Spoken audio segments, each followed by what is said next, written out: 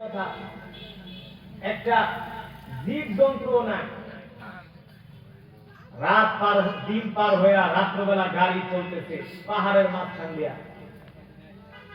আমি ড্রাইভারকে বললাম, এই মিয়া, এই যে পাহাড়ের রাস্তা দিয়ে আসতেছেন, যদি ডাকাইতে ধরে তো হুজুর ডাকাইত তো দূরের কথা, শয়তানও আপনার দিকে তাকাবে না।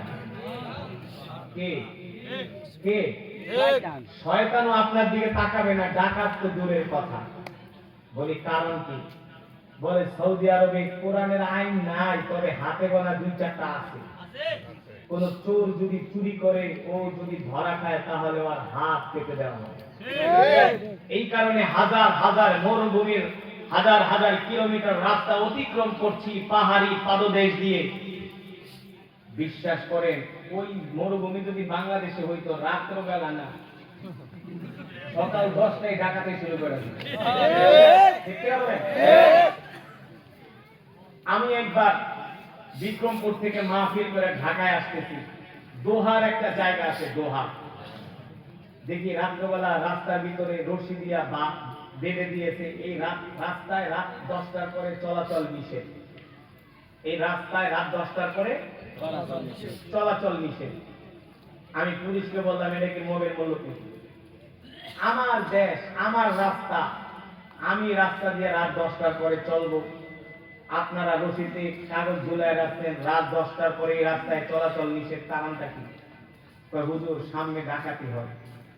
তা সামনে ডাকাতি হলে আপনারা পুলিশরা কি করেন? চকলেট খান? আপনাদের বেতন দিয়ে আমরা কেন রাখছি? আপনারা তো আমাদের গোলাম, আপনারা আমাদের কর্মচারী, আমরা হলাম রাষ্ট্রের মালিক, আমরা হলাম রাজা, আপনারা হলেন আমাদের কর্মচারী। বলে হুজুর সব ঠিক আছে, কিন্তু আমাদের আইন হলো কোন ডাকাত যদি ডাকাতি করে তাকে ধরতে গেলে আমরা গুলি করতে পারবো না। আমি বলি এইসব আইনের কপালে আমি থুতু মারি, এইসব আইনের কপালে আমি ঝাড়ু মারি, ঝাড়ু ঝাড়ু।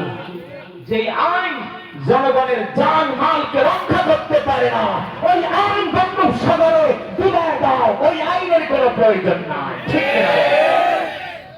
আর কোরআন কি বলে? চোর যদি চুরি করে ধরতে পারলে আর হাতটা কেটে দেয়, আরেকবার করলে 2 হাত কেটে দেয়। এইভাবে যদি চোরকে শায়েস্তা করা হয়, জমিনে চুরি থাকবে না, চাঁদাবাজি থাকবে না, টেন্ডারবাজি থাকবে না, ডাকাতি থাকবে না, গম চুরি থাকবে না। এই কারণে আল্লাহ রাব্বুল আলামিন কোরআনুল কারীমের মধ্যে বলেন,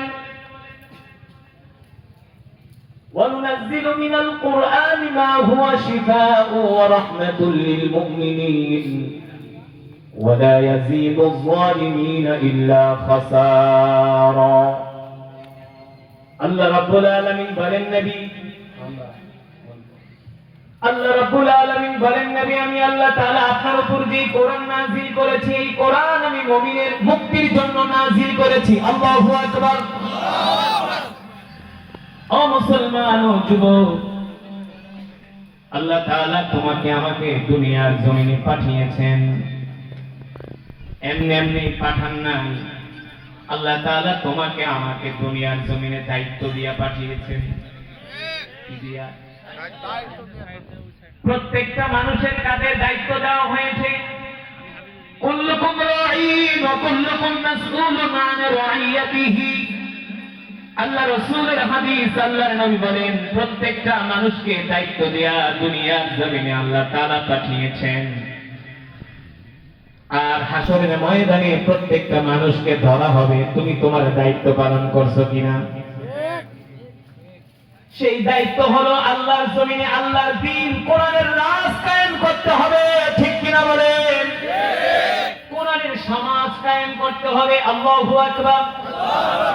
পৃথিবীর দামি কিতাব, শ্রেষ্ঠ কিতাব, যে কোরআনের তেলাওয়াত শুনলে পাথরের মতো হৃদয়টা মোমের মতো গলে যায়। যে কোরআনের তেলাওয়াত শুনে ওমরের মতো কাট্টা কাফের, ওমর ইবনুল খাত্তাবের ছেলে ওমরের মতো কাট্টা কাফের, যেই ওমরের চোখের ইশারায় মক্কার মানুষগুলোর কলিজার মধ্যে কম্পন সৃষ্টি হতো। ঠিক কিনা বলেন? যে ওমরের মতো সাহসী নেতাকে দেখলে মক্কার মানুষগুলো থরথর করে কাঁপত। ওই ওমর আল্লাহ নবীর জবানে কোরআন শুনে ওমর কালেমা পড়ে মুসলমান হয়ে গিয়েছে, ঠিক কিনা বলে?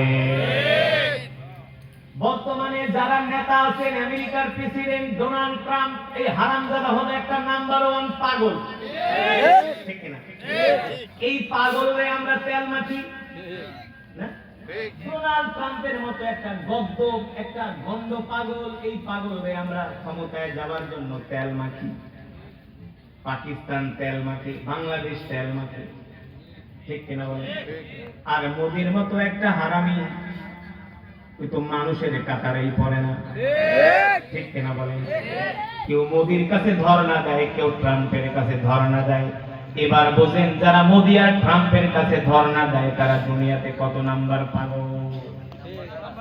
আমার কথা হলো, মুসলমান আল্লাহ ছাড়া কারো কাছে ধর্ণা দিবে না, কারো কাছে মাথা নত করবে না। মুসলমান মাথা নত করবে আল্লাহ তাআলার কাছে, ঠিক কিনা বলে? আল্লাহ তাআলা পৃথিবীর জমিনে এই কারণেই নবীকে পাঠিয়েছেন, সেই জাহেলিয়াতের যুগে আল্লাহ তাআলা কোরআনুল কারীমের মধ্যে বলছেন, লাকাদ জাআকুম রাসূলুম মিন আনফুসিকুম আজিজুন আলাইহি মা আনিতুম হারিসুন আলাইকুম বিল মুমিনিনা রাউফুর রহিম। ফাইন তাওয়াল্লাউ ফাকুল হাসবিয়াল্লাহু লা